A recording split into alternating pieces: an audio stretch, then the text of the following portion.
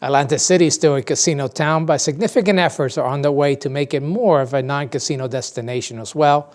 We hear some of the exciting developments taking place from Atlantic City Mayor Don Guardian, and we get an update on the state takeover and the big plans for this summer. It's all here on the next Latino Motion. Join us.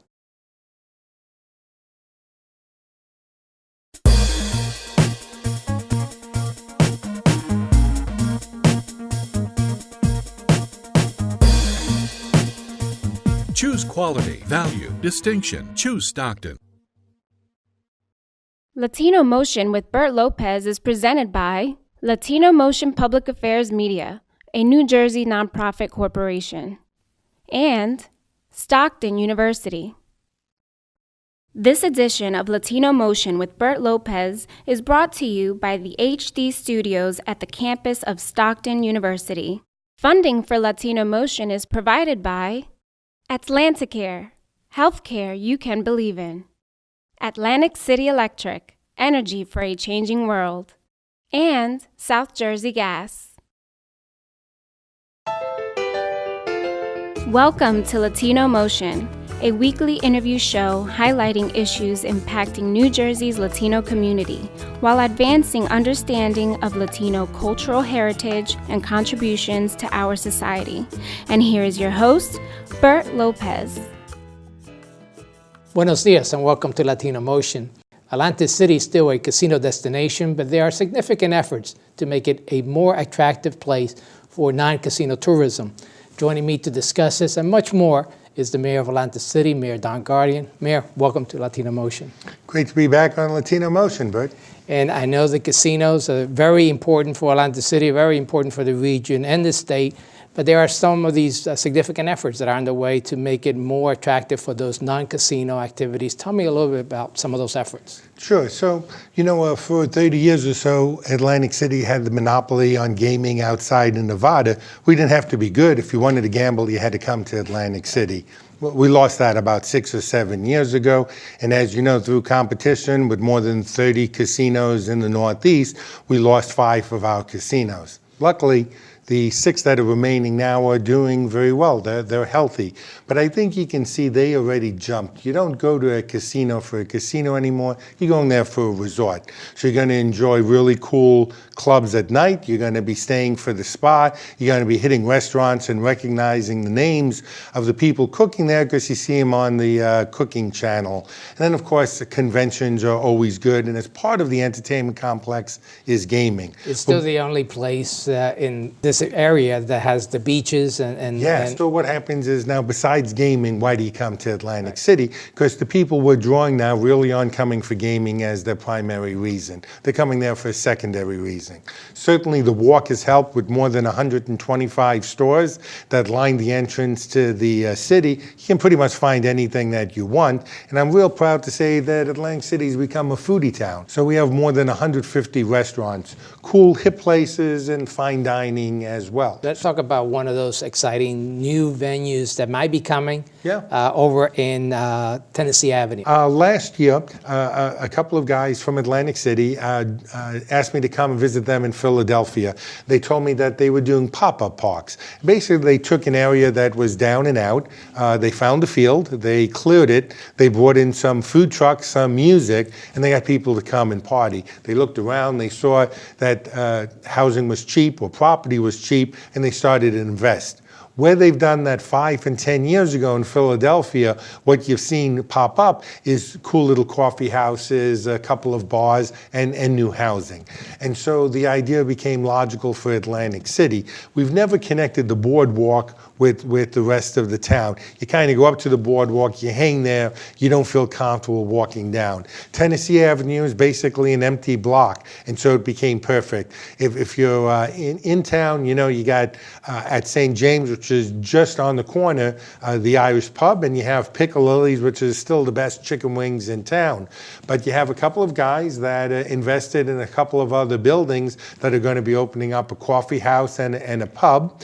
And the idea is from Friday to Sunday, from Memorial Day to Labor Day, we're going to close Tennessee Avenue, starting on Pacific Avenue by St. Nicholas of Tolentine, all the way up to the boardwalk. And it's going to feel and look like a bazaar. So you'll see food trucks in the center of the street. We'll give people permission to drink outside on the sidewalks at establishments that are bars. So this is a party zone. I know the press of Atlanta City dubbed it the next Bourbon Street in Atlanta City. It's definitely going to be the party place. So, a gritty version of the walk. At the end of the street, you're going to have a band playing. You're going to have picnic tables there. So it's come, hang, have a good time. We hope to attract some galleries and some small-time artists that'll be right there in the middle of the street. So just a fun town, kind of a festival all summer long. Let's talk about something that's been in the works for some time, and that's Stockton and the entrance here to Atlanta City, some of the developments taking place there. Sure. So real game changer. I don't think you move ahead as an urban area to become a city unless you have a university. And if I look at Hoboken, certainly it's Stevens that made Hoboken. If I look at Jersey City, St. Peter's did the same job there. And so I'm thrilled that Stockton University is going to be building a full campus right there on Albany Avenue. So it's the site of the old high school for the academic building, but probably the coolest dormitory on the East Coast. It's boardwalk frontage for students that are on the Galloway campus. All they got to do is take a shuttle, and the college is going to have areas where you have locker rooms and storage for a surfboard or for a kayak and showers, so you can enjoy the beach and the ocean and the boardwalk. So I can't think of a better location. But we're really looking for Stockton, just not the excitement of having 500 students living there year-round, another 500 students initially coming to school, and certainly the faculty, but people that are going to call Atlantic City their home. So I think academia is more likely to be willing to live there and walk to work, or bicycle to work. Certainly the restaurants will pop up, but I see Stockton being part of the fabric of our community, helping out at the local PAL with the Boy Scout troops, with the Boys and Girls Club. It certainly would be a great addition, and I'm hoping to convince Stockton to also put this studio over there so that we could do the show right from Atlanta City. We'd love that, right on the boardwalk. You'd be able to take a dip in the warmer weather. I know South Jersey Gas is also plans to so relocate as part there. of this, a very large parking garage built for the university, and South Jersey Gas's corporate parent is going to have their corporate headquarters right here as well. Beautiful building right on the ocean. And we're going to take a quick break. We want to talk about some other exciting things over on the other part of town. Absolutely. We'll be right back with more Latino Motion. Latino Motion with Bert Lopez is presented by Latino Motion Public Affairs Media, a New Jersey nonprofit corporation.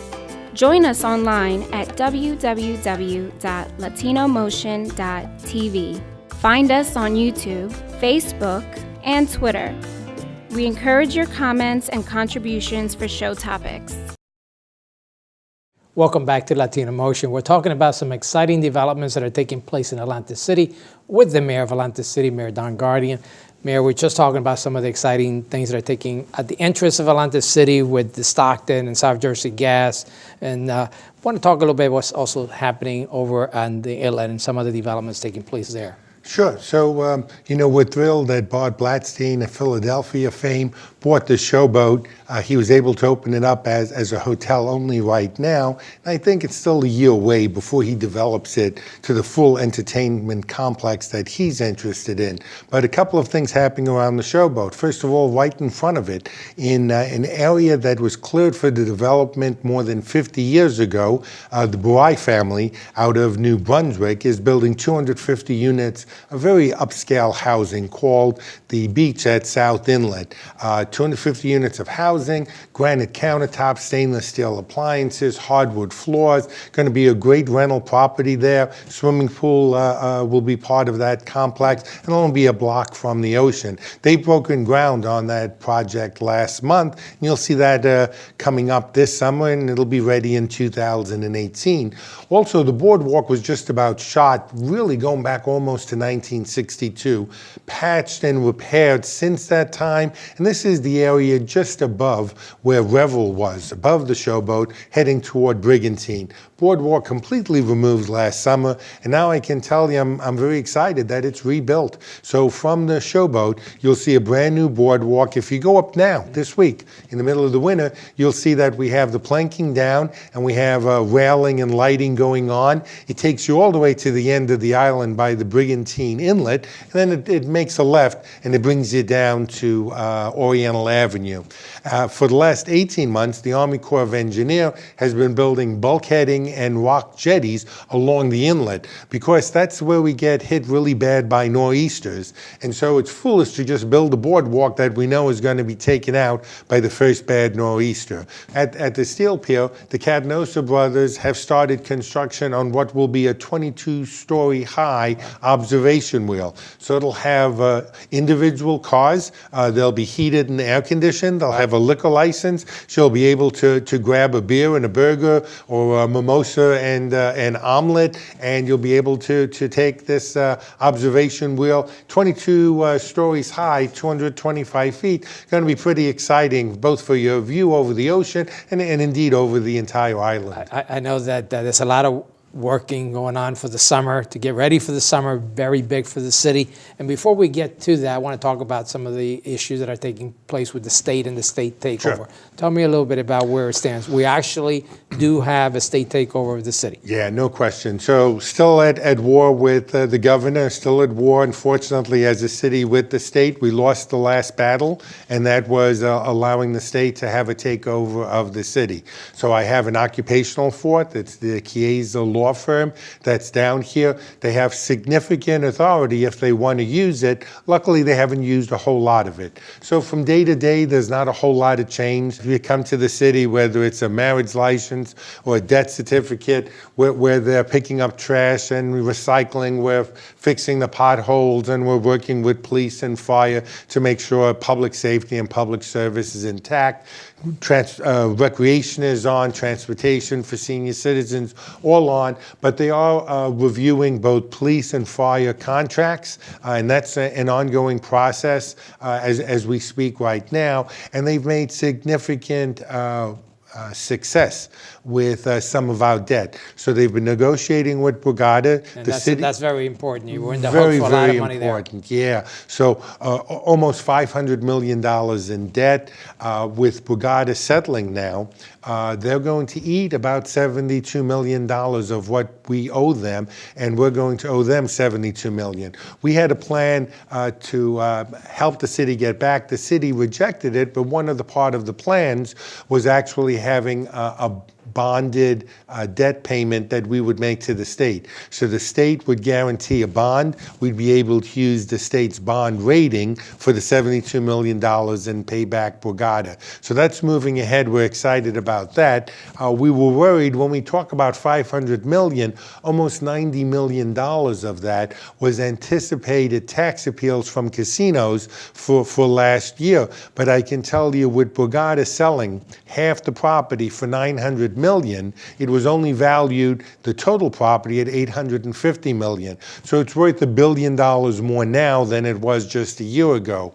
With Borgata as the mark that everyone else looks at, I don't think you'll see the $90 million come into fruition, because now every other casino is going to be part of the $1.8 billion that the Borgata is now valued at.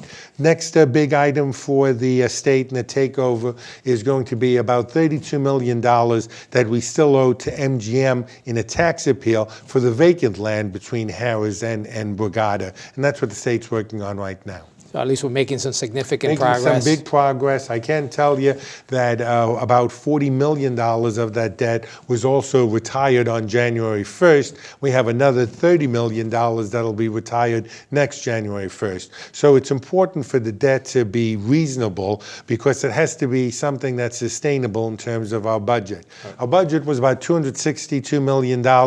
We reduced it to $242 last year, $20 million decrease, and this year it'll be reduced another $30 million. About $212 is what our draft budget is right now, about $50 million less since I've been mayor.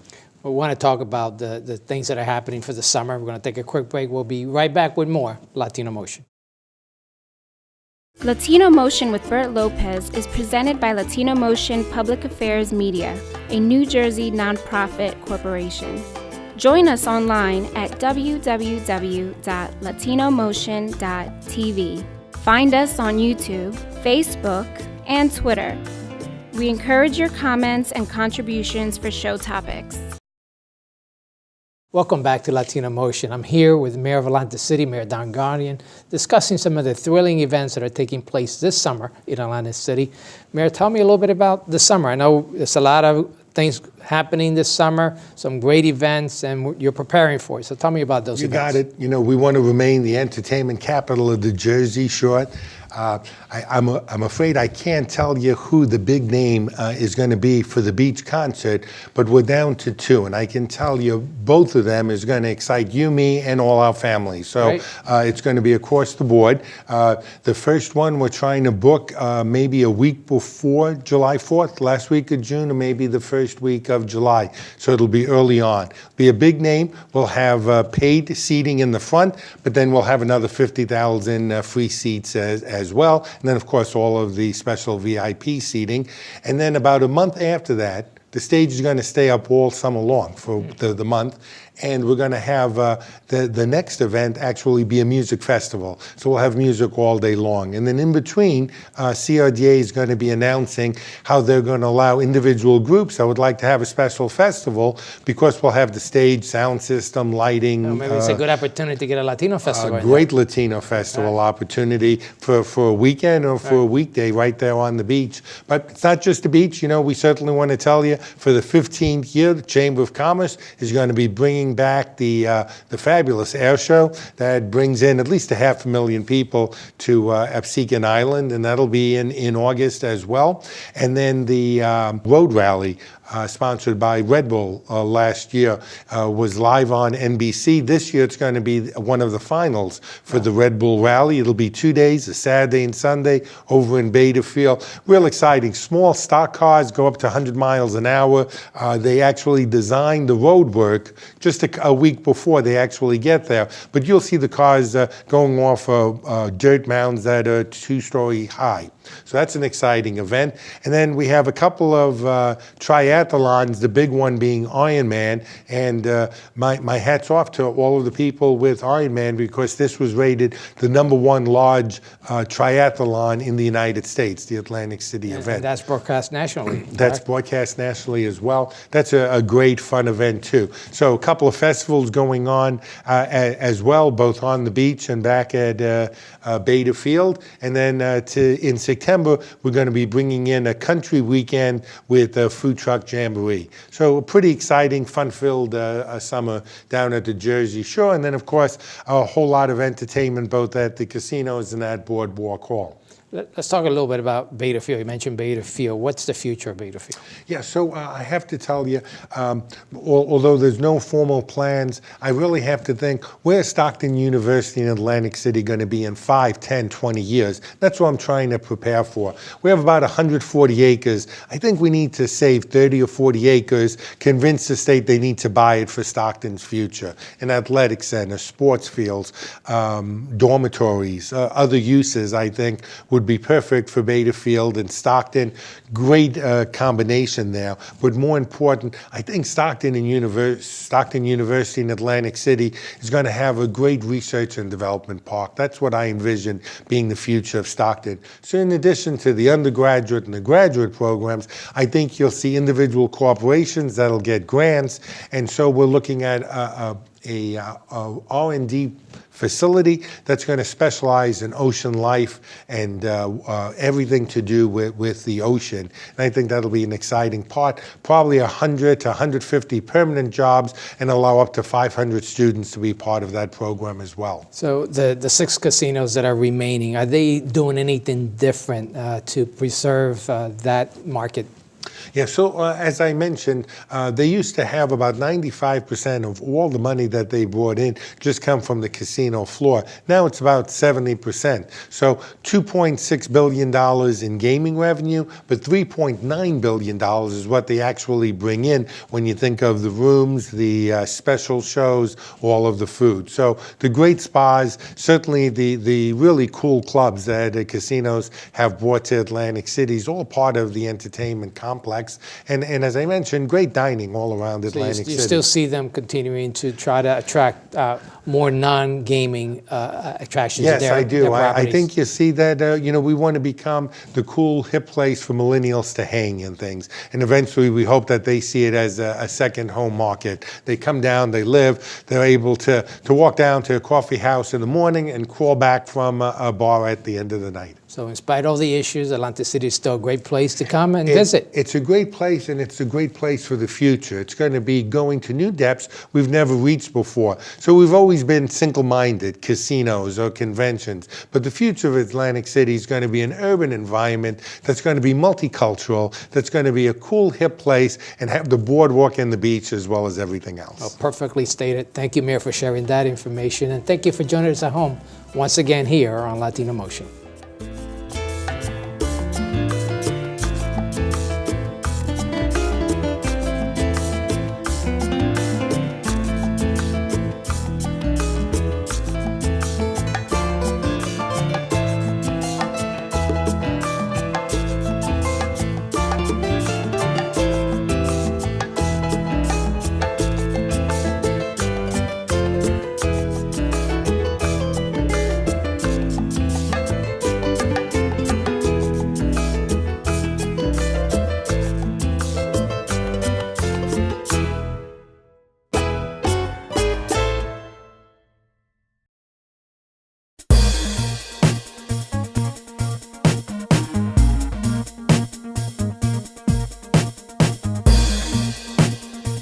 Choose quality, value, distinction. Choose Stockton. Funding for Latino Motion is provided by Atlanticare, healthcare you can believe in. Atlantic City Electric, energy for a changing world. And South Jersey Gas.